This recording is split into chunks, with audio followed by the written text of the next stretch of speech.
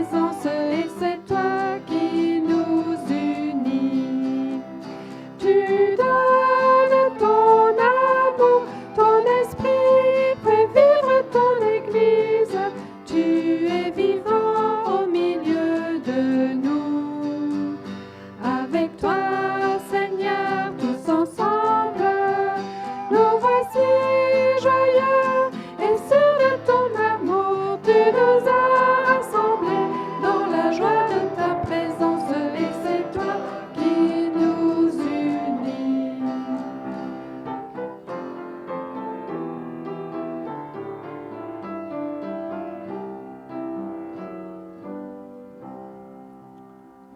Nous restons debout pour la prière. Seigneur, nous voulons te dire merci pour ta présence. Merci parce que c'est toi qui nous as réunis ce matin tous ensemble. Et nous voulons reconnaître que tu nous donnes tellement de choses.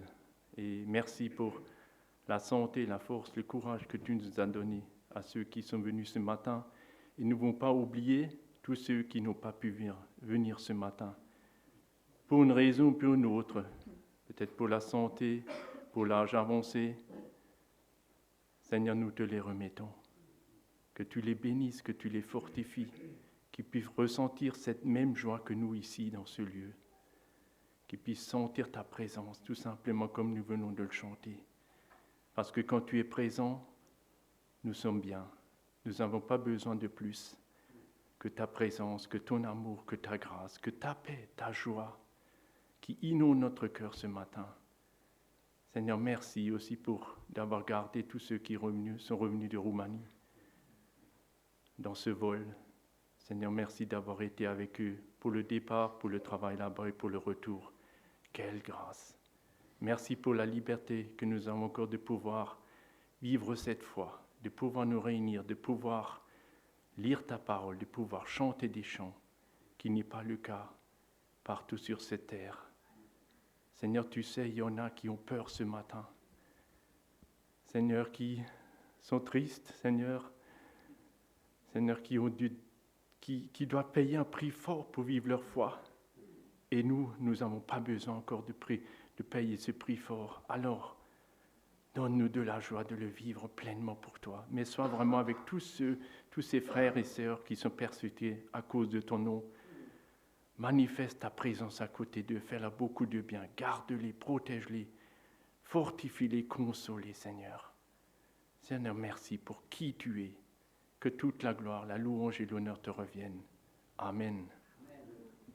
Nous poursuivons par un prochain chant, avec patience.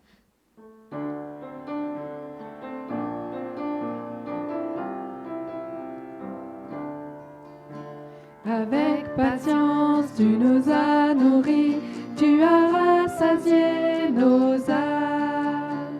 Avec patience, tu nous as conduits sous ta nue et sous ta flamme. Tu es le rocher qui nous a suivis au travers du désert. Tu es la source d'eau qui jamais ne tarit, l'eau pure qui désaltère. Nous reconnaissons que tu es fidélité. D'âge en âge, tu es le même. Tu conduis ton peuple sur la terre. Nous reconnaissons que tu es fidélité. Tu as toujours marché au milieu de nous. Avec patience, tu nous as nourris, tu as rassasié nos âmes.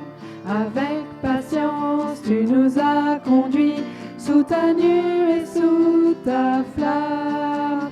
Tu es la parole qui nous a gardés tout au long des années.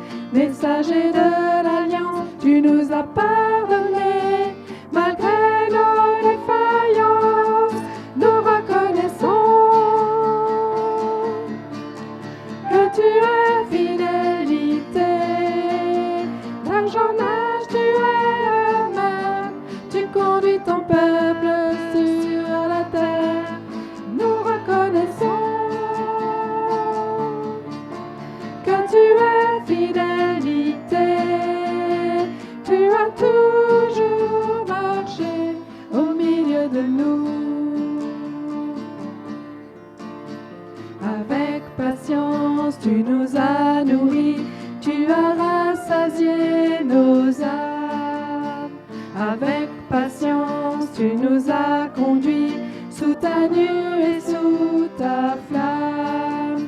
Tu es le chemin étroit resserré qui nous conduit au Père. Véritable lumière engendrée pour briller et chasser les ténèbres. Nous reconnaissons que tu es fidélité. D'âge en âge, tu es le même. Tu conduis ton peuple sur la terre. Nous reconnaissons que tu es fidélité. Tu as toujours marché. Tu as toujours marché. Tu as toujours marché au milieu de nous. Vous pouvez prendre place.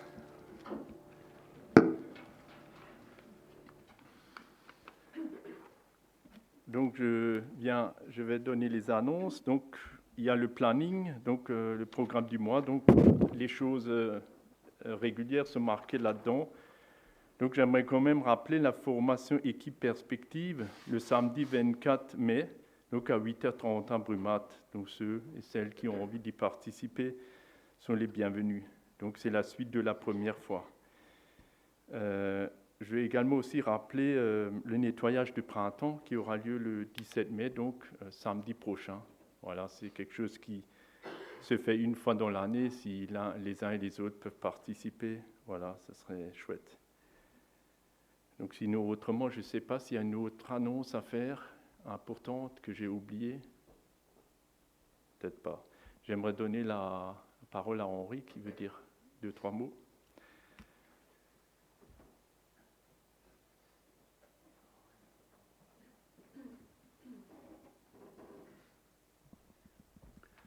Bonjour, nous sommes de retour, mais j'aimerais avant tout glorifier notre Père Céleste qui nous a tellement bénis cette semaine passée où nous étions en Roumanie. Nous allons faire un compte-rendu le dimanche 1er juin, donc avec un commentaire plus, je pense, un PowerPoint ou une petite vidéo, on verra. On aura peut-être la joie de pouvoir accueillir la personne qui s'occupe de ce centre en Roumanie parce qu'elle vit en Allemagne. Elle fera son possible, ce n'est pas encore 100% sûr qu'elle puisse être parmi nous, mais elle nous a promis qu'un jour, elle passera nous voir ici. Elle vous remercie tous et encore, j'aimerais vous remercier pour vos prières. Je vous assure, c'était... Je n'ai pas de mots pour le dire, c'était vraiment superbe, comme le Seigneur nous a bénis, comme le Seigneur nous a permis de vivre ensemble, de travailler ensemble, mais aussi d'être des témoins là-bas sur place. Nous avons aussi été invités par plusieurs églises pour un repas, comme l'église de Pentecôte et l'église baptiste, qui s'impliquent tout doucement aussi dans ce projet. Louons, remercions et bénissons le Seigneur et prions pour Sorina qui est la responsable. Prions pour elle aussi pour sa tante qui ne va pas bien. Mais merci Seigneur et merci à vous tous. Merci Henri pour ces bonnes nouvelles.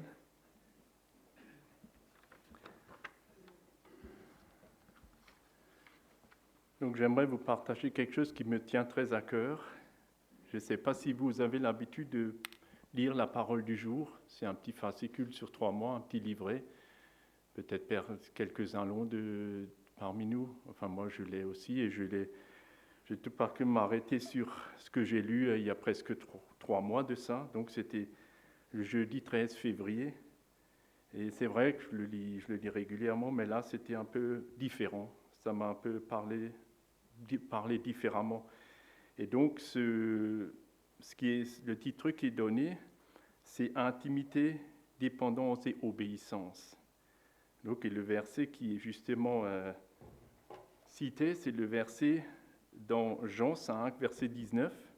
Donc, j'aimerais le lire dans la Bible. Et donc, c'est une réponse de Jésus aux Juifs qui se sont un peu opposés à lui après la guérison de l'infirme de Bethesda. Et c'était le jour du sabbat. Et ils n'ont pas pu, ça n'a pas bien passé, quoi. Ils n'ont pas pu accepter ça, que Jésus guérisse cet infirme. Et donc, je vais juste lire le verset précédent. À cause de cela, les Juifs cherchaient encore plus à le faire mourir, non seulement parce qu'il violait le sabbat, mais parce qu'il disait que Dieu était son propre Père, se faisant ainsi lui-même égal à Dieu. Donc le verset 19, Jésus leur répondit donc, en vérité, je vous le dis, le Fils ne peut rien faire par lui-même, mais seulement ce qu'il voit faire au Père et tout ce que le Père fait. Le Fils aussi le fait également, car le Père aime le Fils et lui montre tout ce qu'il fait. Il lui montrera des œuvres plus grandes que celles-ci afin que vous soyez dans l'étonnement. Donc il est rappelé, donc il explique un peu, il donne un peu des... Voilà, par rapport à ce verset. Donc j'aimerais vous lire cela. Ce qui définit ensuite la relation de Jésus avec son Père est la dépendance. Ce que j'ai cité en titre. Corrie ten Boom, que vous connaissez sûrement par le livre qu'elle a écrit, disait « Je ne suis que le gant, Jésus est la main qui le remplit et qui travaille à travers lui. » C'est une image de la relation du Christ avec son Père céleste, un modèle pour notre relation avec Dieu dans la Bible. On constate deux choses importantes à propos de Jésus. Donc la première, contrairement à nous, il n'a jamais eu peur d'échouer. Pourquoi ? Parce qu'il priait régulièrement et recevait des directives de son Père. Comme il agissait selon la parole et la volonté du Père, il n'a jamais douté. Tant que l'on n'écoute pas Dieu, on est dans le doute. Mais une fois qu'on a entendu, on est émerveillé. Deuxième chose, Jésus savait qu'il ne pourrait rien accomplir d'important sans la direction et la puissance de son Père. C'est pourquoi il n'a jamais essayé de le faire. Nous, en revanche, nous disons que nous faisons confiance à Dieu, mais agissons comme si tout dépendait de nous. Alors on échoue. On tombe de haut et on se demande pourquoi. Chaque action de Dieu dans notre vie a pour but d'augmenter, non de diminuer notre dépendance à son égard. Quelqu'un a dit avec sagesse, « Vous ne saurez jamais que Christ est tout ce dont vous avez besoin tant que Christ ne sera pas tout ce que vous avez. » Ça m'a très touché, ces deux lignes, et je vais vous le relire. « Vous ne saurez jamais assez que Christ est tout ce dont vous avez besoin tant que Christ ne sera pas tout ce que vous avez. » Pour nous emmener à dépendre totalement de lui, Dieu permettra que notre ego soit brisé et notre autosuffisance éliminée. À ce moment-là, on réalise que lorsque l'on n'a plus rien d'autre que Dieu, Dieu suffit, ça change la vie. Merci Jésus, car tu es tout ce dont j'ai besoin. Et je peux vous dire, ça m'a interpellé. Tout simplement par la parole, par la manière dont Jésus agit, mais c'est de la manière dont moi, des fois, je vis. Et je ne comprends pas toujours ce que Dieu voudrait pour moi, et probablement pour nous tous.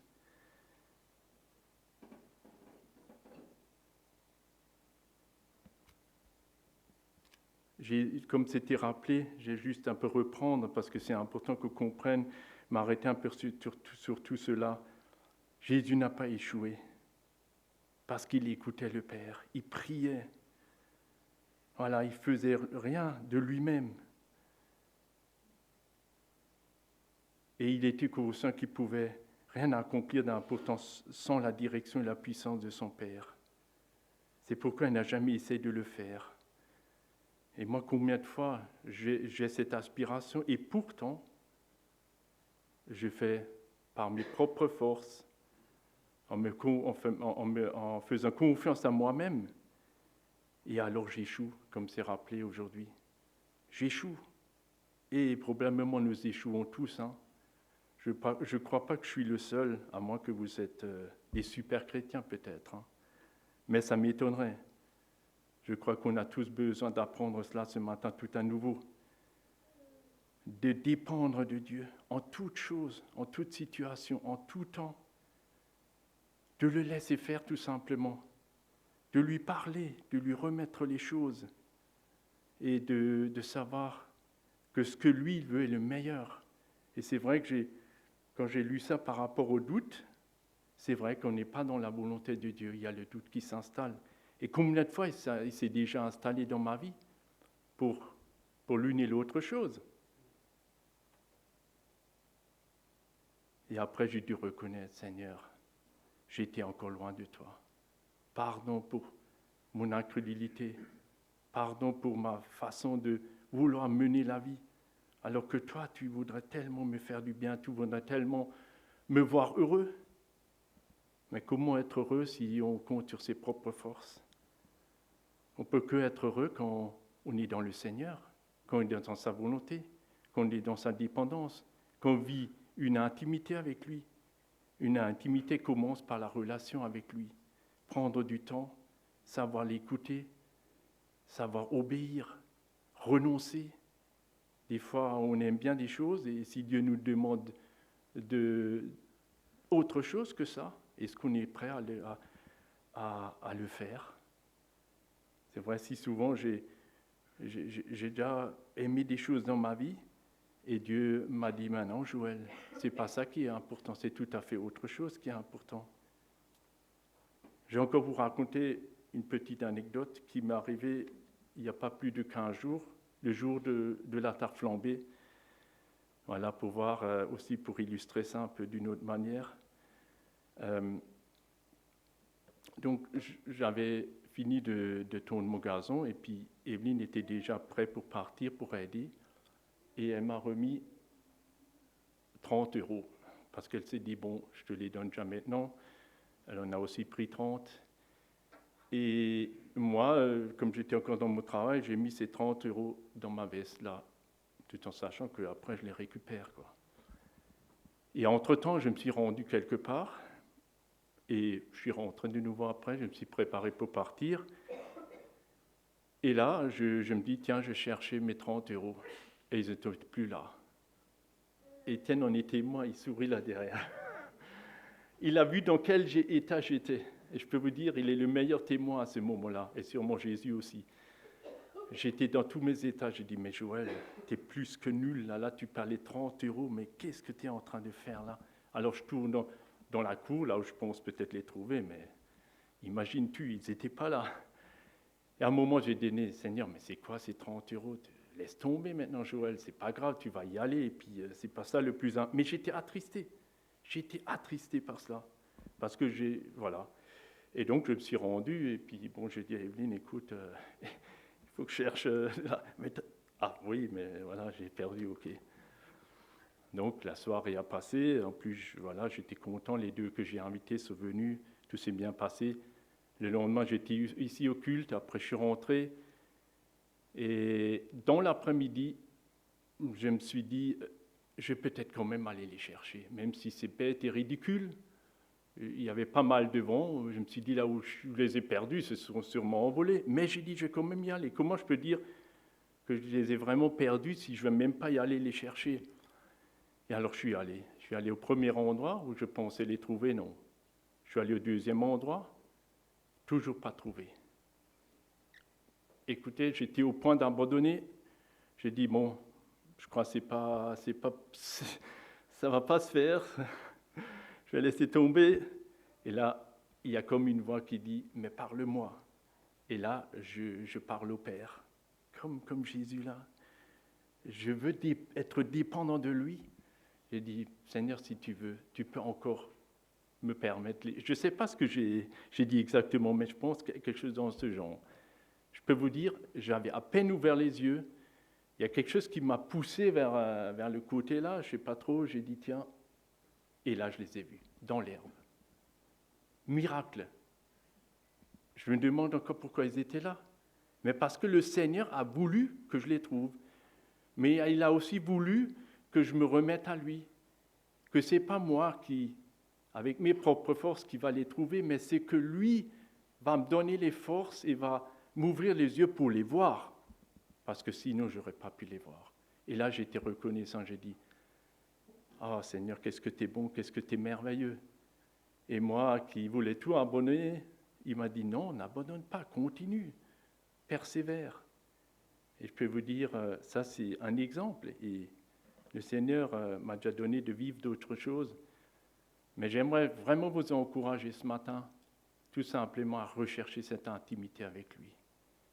Parce qu'il est digne et c'est le seul sur qui on peut bâtir notre vie. On peut bâtir la vie sur plein de choses. Mais si on le bâtit sur lui, on est heureux et on réjouit le cœur de Dieu. Et aussi, je vous encourage aussi dans la dépendance, dans l'obéissance. Bien sûr, il y a un prix à payer. Jésus l'a payé aussi. Et il nous a dit que nous qui le suivrons, nous n'aurons pas forcément la vie que nous aimerions. Mais lui ne l'a pas eu non plus. Une raison de plus de vouloir le suivre et de vouloir lui obéir. Voilà, c'est ce que j'avais à cœur de vous partager ce matin. Nous allons maintenant aussi le louer de tout cœur ensemble pour qui il est. Donc on va prendre 3 chants qui se suivent. Je reviens au cœur. Toi seul et digne, prosternez-vous. Donc et je vous inviterai également de vous lever, si c'est possible, pour le louer, pour l'adorer. Et avant de commencer à chanter, donc j'aimerais lire avec vous le psaume 100.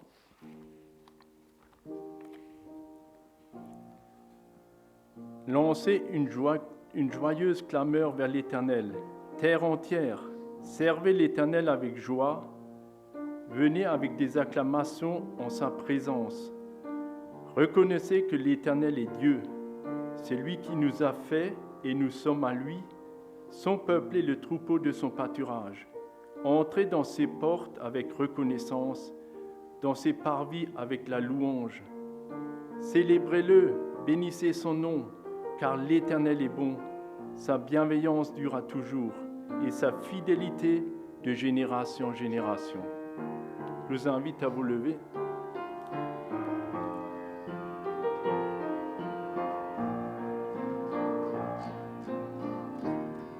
Le chant terminé, le rideau retombe, je viens simplement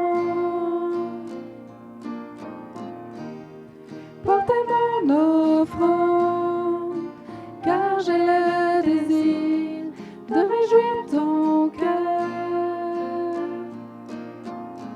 J'apporte plus qu'un beau chant, chanter ne suffit pas pour répondre à ton appel. Les apparences sont trompeuses, tu vois bien au-delà. Oh Dieu, tu sondes mon cœur. Je reviens au cœur de la louange, tout est centré sur toi. Centré sur toi, Jésus. Oui, je renonce à tous mes faux semblants pour tout centrer sur toi. Centré sur toi, Jésus. Roi d'éternité, qui peut exprimer ce dont tu es dit? Bien que faible et pauvre, je te donne tout, prends toute ma vie. J'apporte plus qu'un beau chant, chanter ne suffit pas pour répondre à ton appel.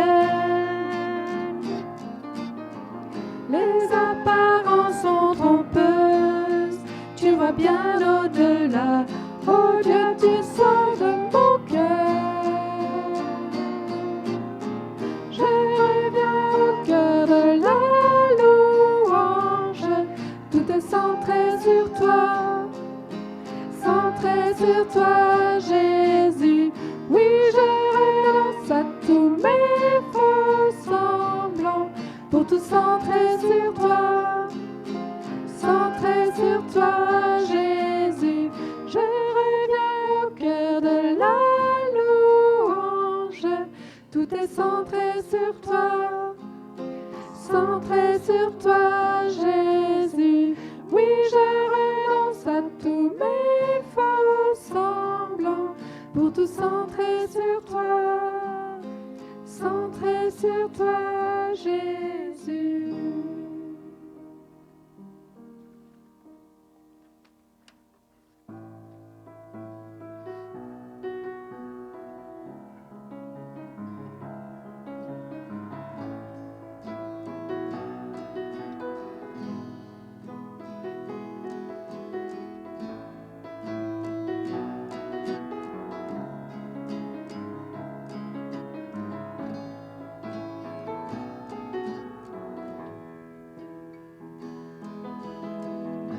L'immensité de ta grandeur me montre que je ne suis rien. Mais quand tu façonnais la terre, j'étais déjà près de ton cœur. Tu m'aimais avant que je sois. Et pour moi tu as tout donné. Toi seul pouvais me libérer. C'est pourquoi je veux t'adorer. Toi seul est digne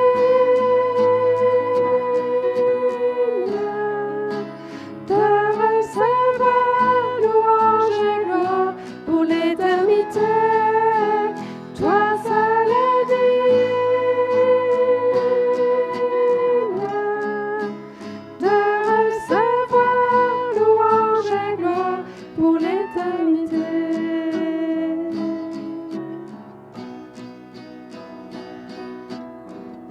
Dans ta présence je me tiens, car tu as ce dont j'ai besoin. La joie, la vie et le bonheur sont dans tes pas, mon sauveur. Toi seul est digne de recevoir louange et gloire pour l'éternité. Toi seul est digne de recevoir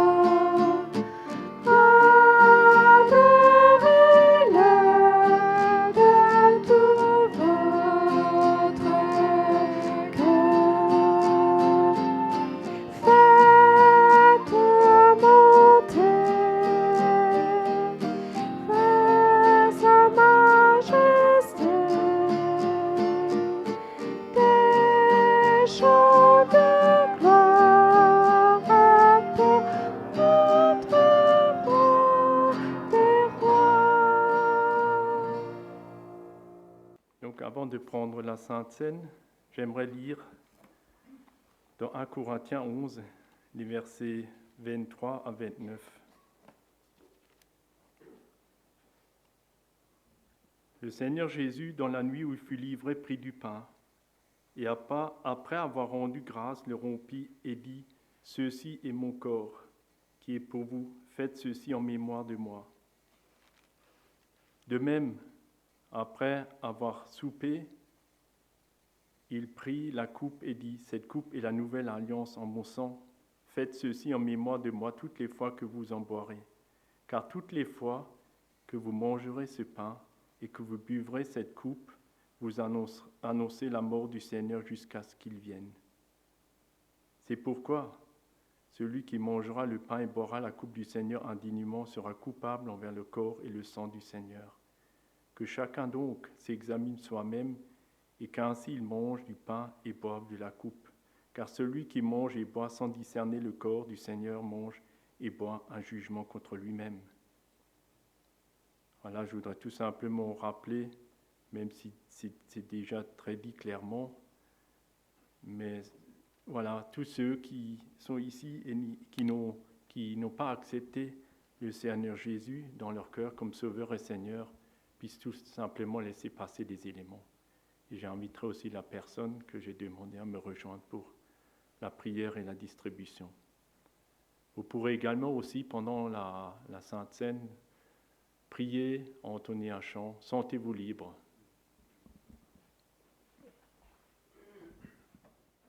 Si à l'époque j'avais vécu, j'aurais été avec cette foule qui crie crucifie-le. Et Seigneur, je veux te louer, t'adorer, te remercier pour ton pardon et ton amour pour moi. Amen. Donc j'invite Jérémie à nous apporter le message.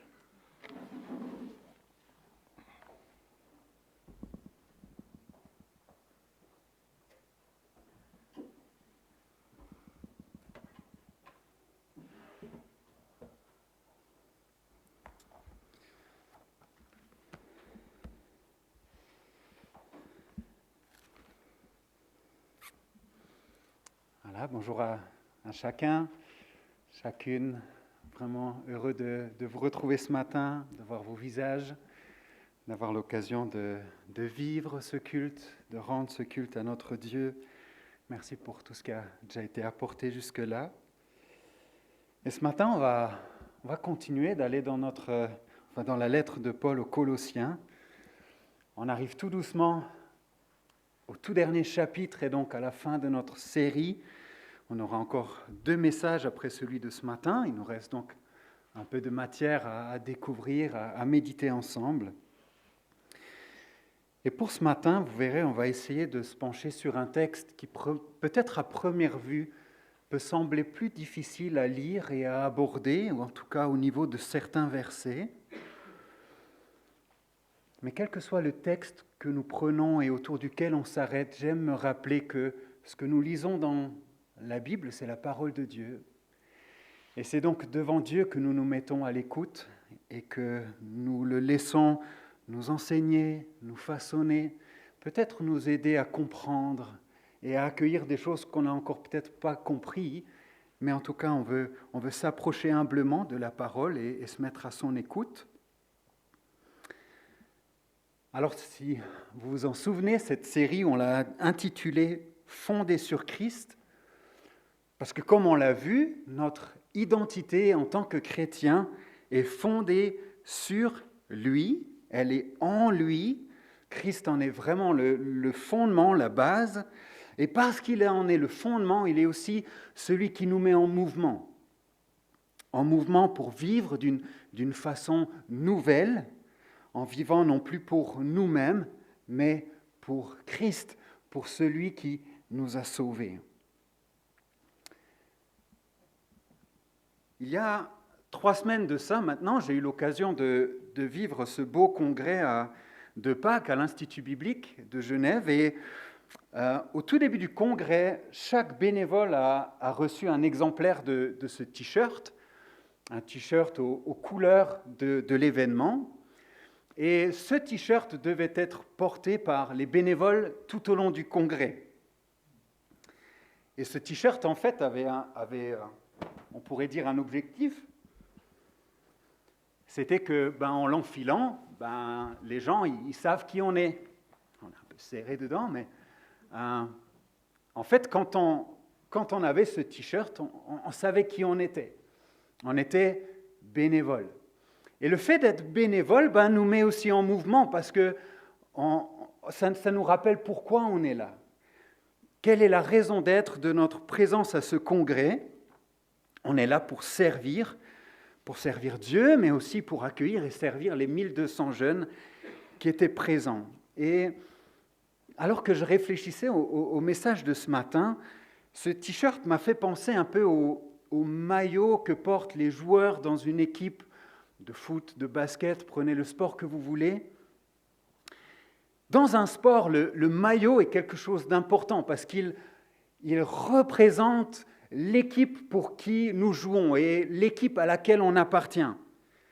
L'équipe pour laquelle je joue et pour laquelle je me bats. Et je remarque que très souvent, les joueurs sont fiers de leur maillot.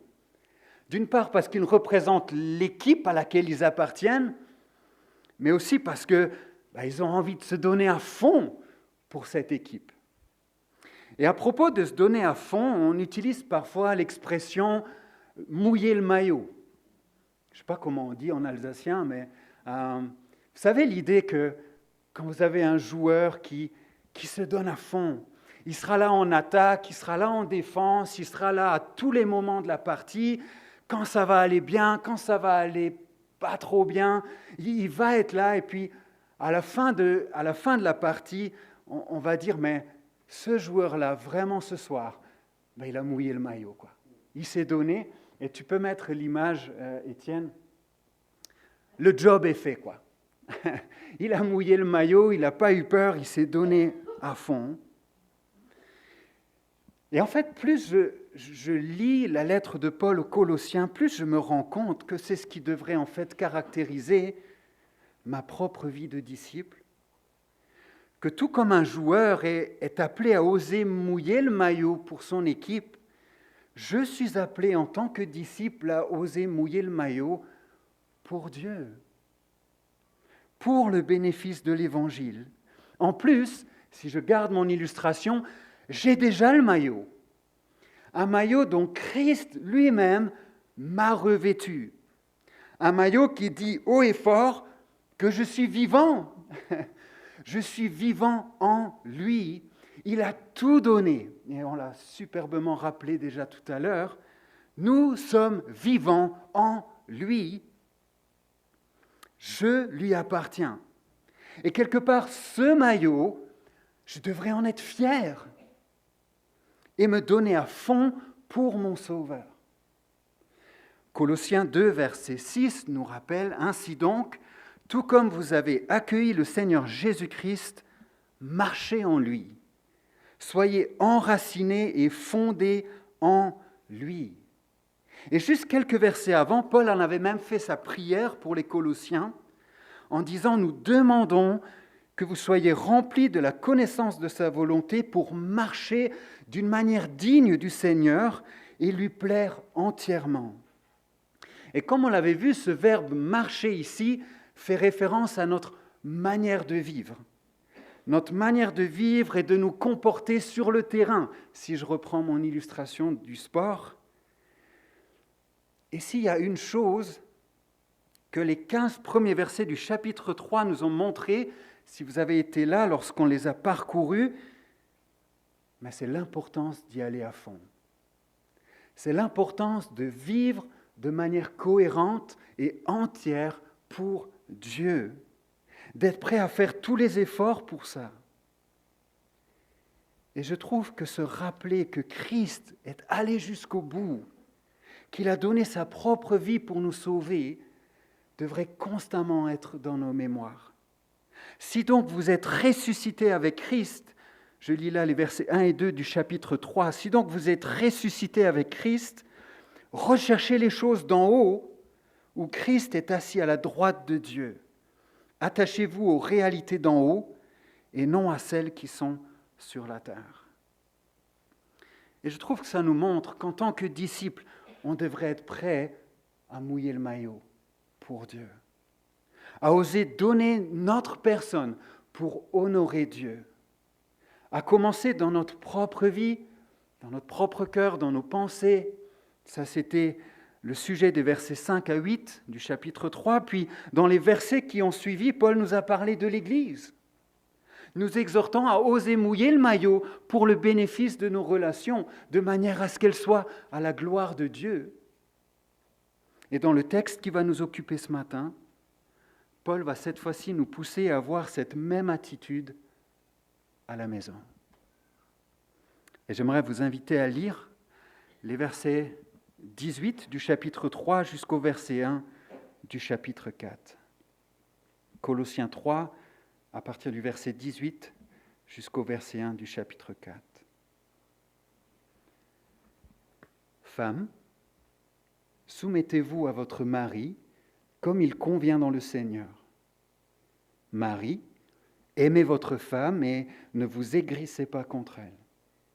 Enfants, obéissez en tout à vos parents, car cela est agréable au Seigneur. Père, n'exaspérez pas vos enfants, de peur qu'ils ne se découragent. Esclaves, obéissez en tout à vos maîtres terrestres, et pas seulement sous leurs yeux, comme le feraient des êtres désireux de plaire aux hommes, mais avec sincérité de cœur, dans la crainte de Dieu. Tout ce que vous faites, faites-le de tout votre cœur, comme pour le Seigneur, et non pour des hommes, sachant que vous recevrez du Seigneur un héritage pour récompense. En effet, le Seigneur que vous servez, c'est Christ. Mais celui qui agit injustement recevra le salaire de son injustice. Et il n'y a pas de favoritisme. Maîtres, accordez à vos esclaves ce qui est juste et équitable, sachant que vous aussi, vous avez un maître dans le ciel. C'est la parole de Dieu. Et voici, Étienne, tu peux passer, comment je résumerai le message de ce matin. Je dirais que tout comme Dieu t'appelle à mouiller le maillot dans ta propre vie et dans l'Église, il t'appelle à faire de même à la maison. Et à propos de maison, j'aimerais commencer par ouvrir une petite parenthèse ici pour qu'on puisse un peu mieux comprendre le contexte de notre passage. Quand on parle de maison, au moment où Paul écrit, il faut s'imaginer des maisons avec plein de gens dedans. Il y avait les parents, il y avait les enfants, il y avait aussi très souvent les grands-parents. Et puis quand les enfants grandissaient, puis qu'ils restaient dans la maison, il y avait aussi les conjoints. Et puis il y avait aussi des esclaves domestiques qui étaient là au service de toute la famille. C'est comme ça que ça fonctionnait. C'était donc une vraie petite communauté. Et c'est ce qui fait que tout en parlant des relations au sein du mariage, de la vie de famille, eh bien Paul mentionne aussi la situation des esclaves et de leurs maîtres de maison. Alors aujourd'hui, les choses ont bien changé, ou du moins dans notre contexte occidental. Et peut-être qu'on peut se demander, mais qu'est-ce qu'on fait avec ça ? Qu'est-ce qu'on fait avec ces recommandations, notamment que Paul adresse aux esclaves et à leurs maîtres de maison ? Plusieurs commentateurs suggèrent, toute proportion gardée bien sûr, qu'on peut y trouver des pistes de réflexion pour la vie professionnelle, pour notre relation employé-employeur, toute proportion gardée. Et je trouve que ça a du sens. Et c'est donc sous cet angle-là que j'aimerais vous proposer d'y réfléchir un peu, en tout cas. Tout comme Dieu t'appelle à oser mouiller le maillot dans ta propre vie et dans l'Église, Dieu t'appelle à faire de même à la maison. Et donc aussi sur ton lieu de travail. Et pour nous y faire réfléchir, Paul, de manière très concise, nous montre à la fois pour qui et comment. Est-ce que tu peux afficher ? Pour qui et comment nous devrions oser mouiller le maillot. Pour qui, comment. C'est un peu la structure que je vous propose de suivre. Et donc de commencer par regarder pour qui.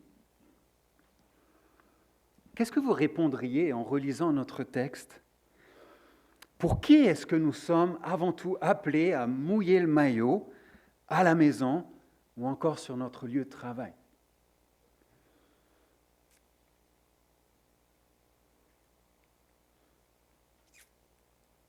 Pas de réponse. Moi, il me semble, en regardant le texte, que la première réponse qui ressort, ça concerne les personnes qui sont directement autour de nous, avec qui je suis en relation, mon conjoint, mes enfants. Pour mes enfants, ce sera les parents. Et puis du côté du travail, ce sera mon employeur ou mon employé, selon ma situation. Et je pense qu'on peut l'élargir encore en se disant, mais on y trouve aussi quelque chose au niveau des études, les étudiants avec leurs professeurs, etc. C'est auprès d'eux que je suis appelé en tant que disciple à être celui que Dieu m'appelle à être. Pour mon épouse, Dieu m'appelle à être le mari qu'il veut que je sois. Pour mes enfants, à être le père qu'il veut que je sois. Et pour mon employeur, à être un excellent salarié. Et pour moi, l'enchaînement des différents verbes d'action que Paul utilise dans notre texte, si vous regardez, ce sont tous des verbes qui nous mettent en mouvement. Eh bien, ces verbes soutiennent une certaine dynamique qui appuie l'idée qu'il faut se donner à fond, qu'il faut se mettre en mouvement. L'idée de ne pas rester passif, mais au contraire d'oser mouiller le maillot. Et quand j'y réfléchis, malheureusement, je remarque que c'est souvent plus facile de se donner à fond à l'extérieur et d'être complètement passif une fois rentré à la maison. Vous savez, de donner l'image d'un disciple super engagé à l'Église, sur le champ missionnaire, au flambeau, au groupe de jeunes, on pourrait citer tout ce qu'on veut, et d'être tout le contraire une fois rentré à la maison. Et malheureusement, ça fait des ravages phénoménaux dans les familles. Vous savez, l'idée de montrer un double jeu, puis on porte un masque quand on est à l'extérieur, puis quand on est à la maison, on l'enlève. Il me semble que Paul nous montre qu'il ne devrait pas en être ainsi. Et qu'en tant que disciple, on devrait être tout autant engagé et consacré en public qu'en privé. Et c'est ce qui m'amène à aller vers la deuxième réponse à la question « pour qui ?» Et cette réponse, il me semble que c'est le Seigneur lui-même. C'est Jésus. Regardez avec moi le verset 24. Paul rappelle ceci, « Le Seigneur que vous servez, c'est Christ. » Et Paul le dit ici en premier lieu aux salariés, ou plutôt aux esclaves dans notre texte, pour leur rappeler une chose, c'est « vous vivez d'abord pour Christ. Celui que vous servez, ce n'est pas d'abord votre boss, mais c'est Christ. » Et il me semble que cela est vrai pour tous les autres exemples de notre texte, à savoir le mariage et la vie de famille. En tant que disciple, je ne vis pas d'abord pour mon épouse, je vis pour Christ. Je ne vis pas d'abord pour mes enfants, je vis pour Christ. Mais parce que je vis pour Christ, alors je me donne à fond pour mon épouse. Je me donne à fond pour mes enfants. Je me donne à fond dans le travail. Vous voyez le lien ? Et je pense que c'est super important de comprendre les choses dans ce sens et pas dans l'autre. D'une part, il me semble, pour pouvoir bien comprendre le comment, qu'on verra juste après, si je ne comprends pas que ma vie en tant que disciple est d'abord pour Christ, placée sous son règne et sa direction, alors il me sera difficile de comprendre et d'accueillir le comment que Dieu m'appelle à vivre. Et d'autre part, je pense qu'il est également important de se souvenir pour qui on vit pour être prêt quand les moments sont plus difficiles. Et si je reprends l'exemple de mon congrès de Pâques, c'est un congrès qui se prépare des mois et des mois à l'avance. Les étudiants s'y donnent depuis des mois et des mois. Ils commencent par rêver, par manger congrès. Il n'y a plus que ça. Quelques jours avant, ils sont encore en train de tout finaliser. Et puis cette année, tout s'est passé sous la pluie. Les derniers jours avant le congrès, c'était sous la pluie. Puis les étudiants se sont donnés à fond. Et puis tout d'un coup, arrivent 1200 jeunes. Bon. Mais au début, ça va. C'est toujours facile d'être à fond au début. C'est le démarrage, il y a tout qui prend forme, il y a tout qui va avec. Mais ça devient plus difficile lorsqu'avec le temps, la fatigue s'installe, puis que naissent les frustrations. Il y a les choses qui ne vont pas comme on avait imaginé, comme on aurait pensé. Et finalement, à cause de notre vulnérabilité, on peut facilement oublier pourquoi nous sommes là, ou plutôt pour qui nous sommes là. Et l'une des plus grandes sources d'encouragement que j'ai pu observer dans ces moments-là a toujours été de se rappeler pour qui nous sommes là, justement. Ce n'est pas que la situation était forcément plus facile derrière, il fallait continuer à servir. Mais mon cœur était reboosté. Mon cœur était encouragé parce qu'il est replacé au bon endroit. Et il me semble qu'il devrait en être de même dans nos foyers, dans nos maisons. D'où l'importance, il me semble, de cultiver notre relation avec Dieu. Pour qu'à chaque nouvelle journée, nous laissions avant tout nos cœurs se tourner vers Dieu. Et qu'ainsi nous nous rappelions pour qui nous sommes appelés à nous donner à fond.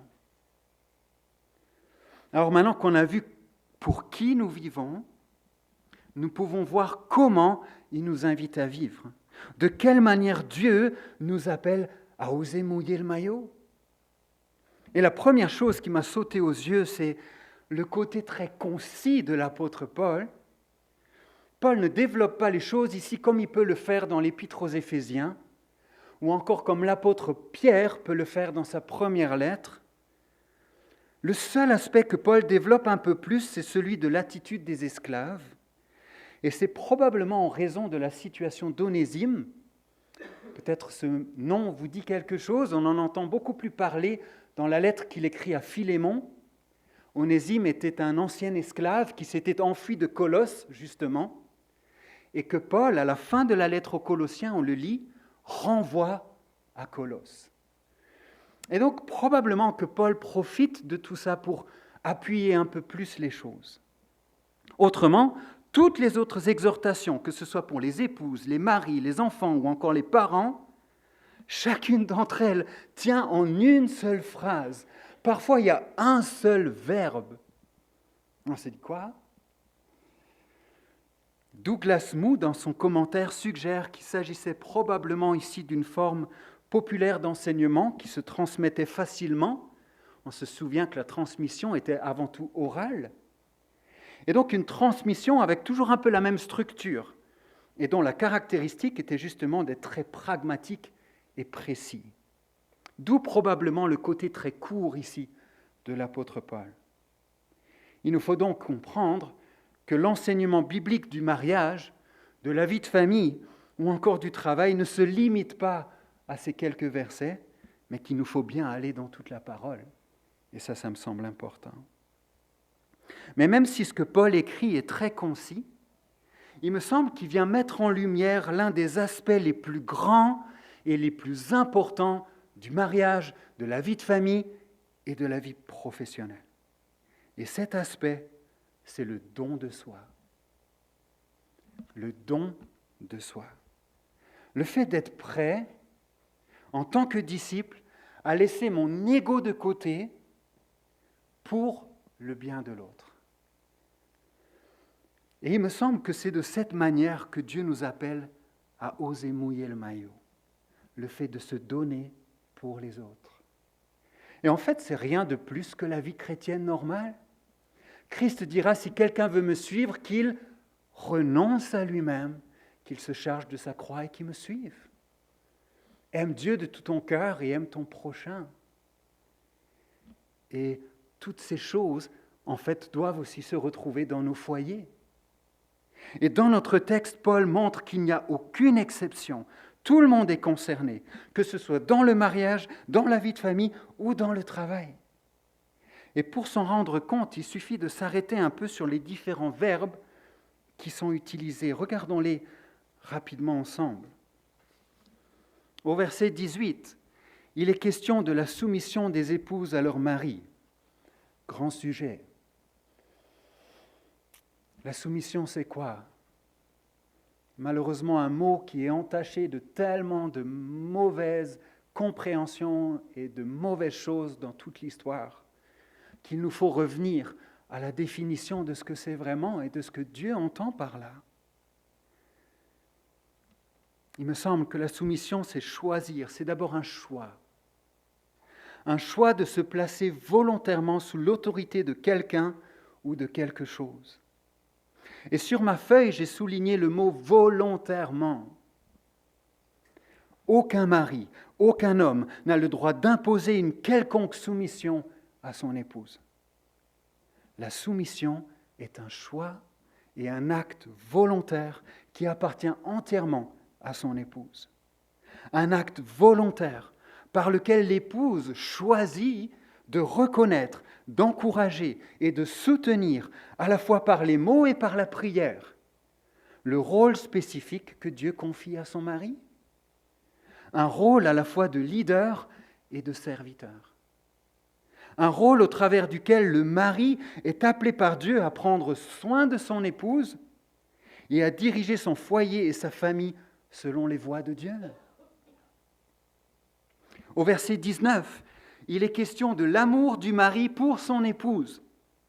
Et le mot grec qui est utilisé ici pour parler de l'amour, c'est un verbe qui évoque la notion de sacrifice, de don de soi. Un amour pour lequel Christ est le modèle par excellence. Dans sa lettre aux Éphésiens, d'ailleurs, Paul utilisera cet exemple pour montrer quel niveau d'amour les maris sont appelés à avoir pour leur épouse. Un amour comme celui de Christ pour son Église. Au verset 20, il est question de l'obéissance des enfants envers leurs parents. Le fait de choisir en tant qu'enfant, d'écouter et de suivre les directives de mes parents, parce que Dieu m'a confié à leurs soins. Au verset 21, il est question de l'attitude des pères, et de manière plus générale, il me semble, des deux parents envers leurs enfants. Une attitude qui devrait tendre à chercher devant Dieu ce qui est bon pour eux. Au verset 22, il est question de notre attitude au travail, d'être un ouvrier qui n'a pas à rougir de son attitude, mais qui fait ce qui lui est demandé en étant fidèle et dévoué, même quand personne ne le regarde. Au verset 23, Paul encourage même les ouvriers à faire leur travail avec le même zèle que s'ils le faisaient pour le Seigneur.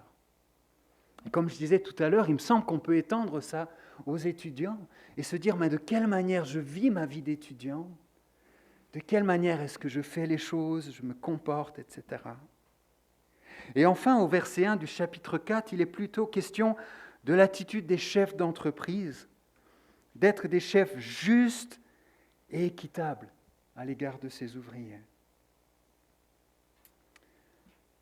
Voilà ce que Dieu demande à chacun de nous en fonction de notre situation. Et quand on regarde bien chacun de ces exemples, ne peut se vivre qu'à partir du moment où on est prêt à mourir à soi-même. Qu'à partir du moment où on est prêt à laisser Christ régner dans nos vies. Parce qu'en réalité, c'est de ça dont il est question. Regardez une fois le nombre de mentions, ou le nombre de fois où le Seigneur est mentionné dans notre texte. Regardez rapidement. Il n'y a pas un seul domaine où il est absent. Et qu'est-ce que ça nous dit ? Ça nous dit que le Seigneur, c'est Jésus.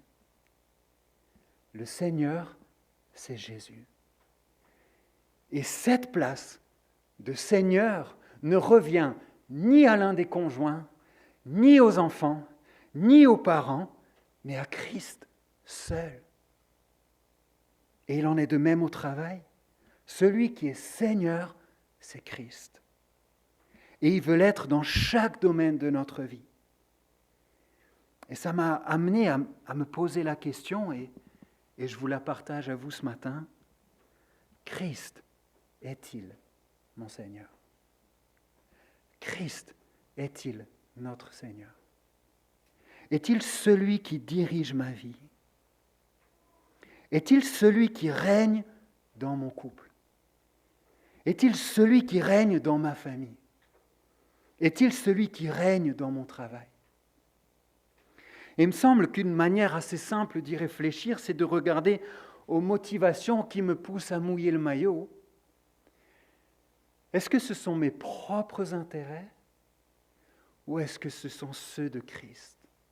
Et par ricochet, ceux des autres. Il me semble que c'est assez difficile de parcourir notre texte sans reconnaître à quel point la réalité de mon péché et de mes manquements me rattrape si souvent. Les avertissements tels que « ne vous aigrissez pas contre elles » en parlant des maris, « n'exaspérez pas vos enfants de peur qu'ils ne se découragent » en parlant des parents, le fait d'agir injustement en parlant des ouvriers. Il me semble que ce sont tous des exemples qui en disent long sur l'état de notre cœur et notre capacité à faire du mal, même à ceux qu'on aime le plus. Et ça me rappelle toujours à nouveau combien j'ai besoin de Jésus. Combien nous avons tous besoin de Jésus. Il est celui qui a réussi là où j'ai échoué. Il est celui qui a vécu la vie parfaite, celle que je suis incapable de vivre pour la gloire de Dieu. Et il l'a fait à ma place. Puis il a connu la mort que j'aurais dû connaître à cause de mon péché. Mais il n'est pas resté mort, il est ressuscité. Afin qu'en lui, je puisse être pardonné. Afin qu'en lui, je puisse être trouvé juste devant Dieu. Combien j'ai besoin de Christ.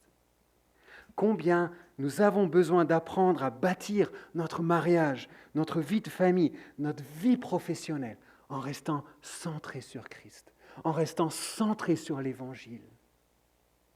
Et c'est d'ailleurs le message que Tim Chester a cherché à rappeler à travers 3 petits livres que j'aimerais encore vous présenter pour terminer. Je ne sais pas si vous les connaissez, c'est une belle série. Le premier qui s'intitule « Le mariage, centré sur l'Évangile ». Devenir un couple selon le cœur de Dieu. Parents, centrés sur l'Évangile. Devenir une famille selon le cœur de Dieu. Et enfin, le travail, centré sur l'Évangile. Exercer son métier selon le cœur de Dieu. Alors je les laisserai là si vous voulez les feuilleter tout à l'heure. Il me semble que ça peut être une bonne manière de continuer la réflexion que nous avons commencée ce matin. Le fait de chercher à vivre à la maison en étant centré sur Jésus. Et j'aimerais inviter Mélodie à venir au piano et simplement nous inviter pour terminer à se mettre ensemble devant le Seigneur. À réentendre cet appel que tout comme Dieu nous appelle à mouiller le maillot dans notre propre vie et dans l'Église, Dieu t'appelle à faire de même à la maison et sur ton lieu de travail. En étant des disciples qui choisissons de ne plus vivre pour nous-mêmes, mais pour Christ. Alors je ne sais pas comment ce texte résonne dans votre cœur ce matin. De quelle manière ça vient rejoindre telle ou telle situation que vous connaissez. Mais je crois que comme pour toute chose, le Seigneur nous invite à regarder à lui, à venir à lui. Peut-être que c'est avant tout d'encouragement que vous avez besoin ce matin, d'écouter cette invitation à venir à Christ. Peut-être qu'il y a besoin de regoûter au pardon que Dieu donne, de venir à Christ. Peut-être d'être simplement fortifié, encouragé par Christ. Peut-être que ça vient faire écho à toute forme de difficulté ou autre que vous rencontrez en ce moment dans vos maisons, dans vos foyers, de se rappeler que Christ sait toutes choses. Et que la chose qui vous appelle à faire ce matin, c'est de venir à lui encore et encore, et de vous abandonner à lui. Combien de couples sont meurtris? Combien de familles sont dans la souffrance? Combien c'est parfois difficile au travail? Le Seigneur nous appelle à lui.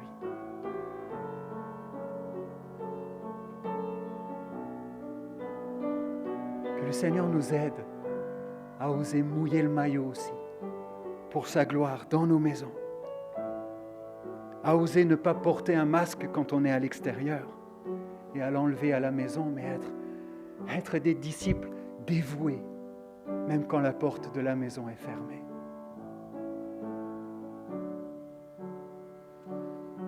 Et que dans toutes ces choses, on puisse regarder à Christ. Et j'aimerais encore prier avec vous.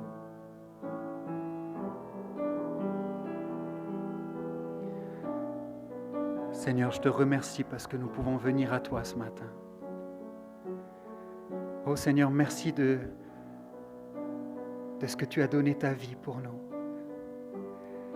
Tu as fait de nous tes enfants. Non parce que nous le méritions, mais parce que tu l'as voulu. Parce que tu nous aimes. Seigneur, je te remercie pour la famille.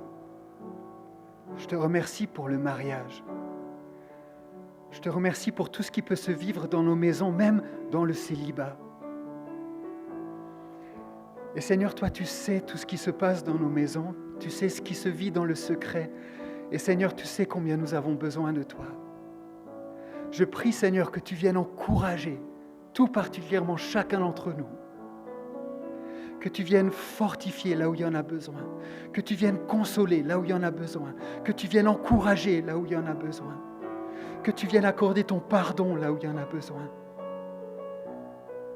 Seigneur, merci parce que nous pouvons constamment venir à toi. Tu ne te lasses pas de nous accueillir auprès de toi. Je te prie pour ceux qui sont dans la peine et la souffrance. Viens prendre soin d'eux.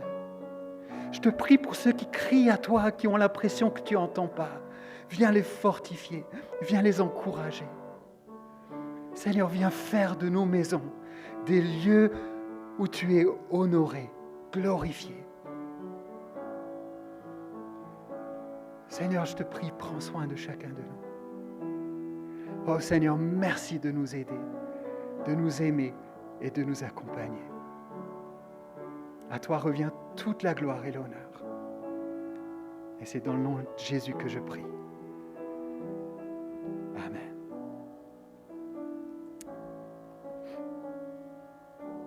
Amen.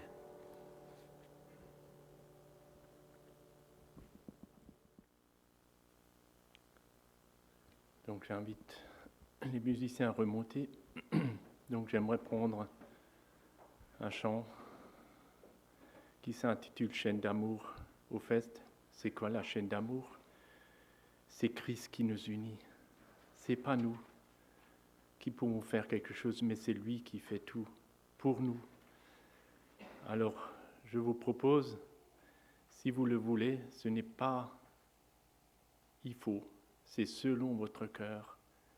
Si jamais vous avez envie de établir cette chaîne d'amour, vous pouvez donner la main gauche à votre voisin et la main droite à l'autre voisin, mais en sachant que c'est Christ, c'est sur lui, c'est avec lui que nous formons cette chaîne.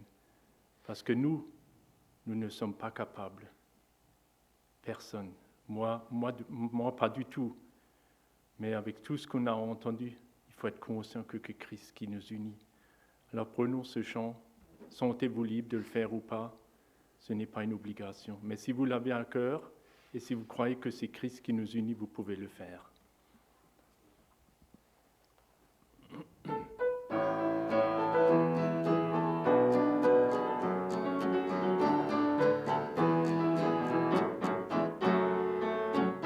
Nous sommes unis dans la famille, car Dieu nous lie à toujours par une chaîne d'amour. Concitoyens, nous sommes les siens, car Dieu nous lie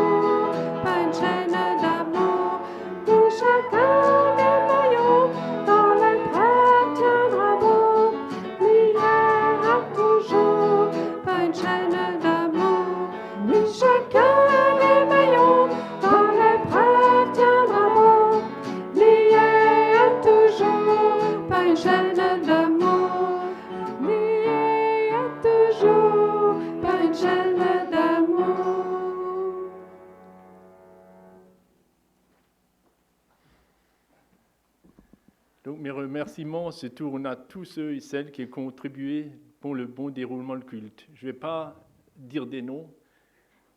Il n'y a pas besoin de dire des noms. Je pense que les gens qui sont concernés l'ont compris.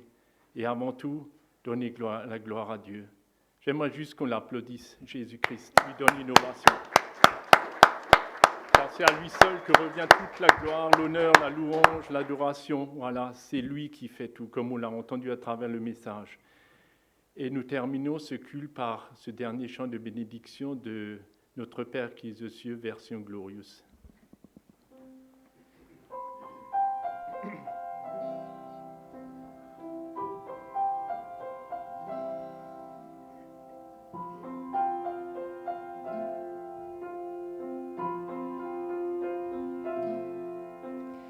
Notre Père qui es aux cieux, que ton nom soit sanctifié, que ton règne vienne, que ta volonté soit faite sur la terre comme au ciel. Donne-nous aujourd'hui notre pain de ce jour.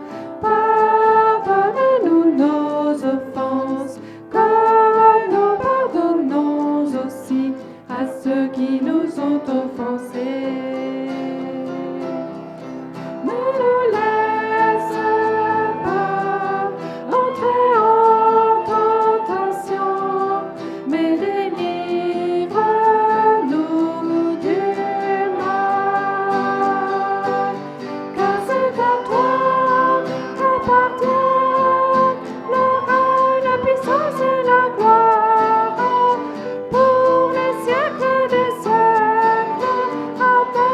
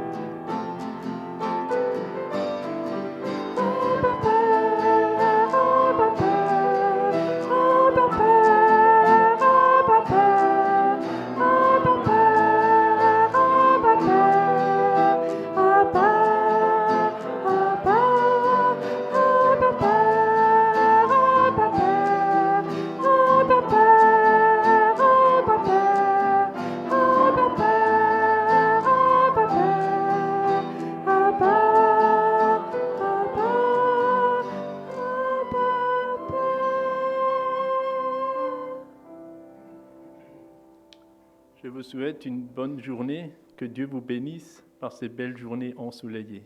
Amen.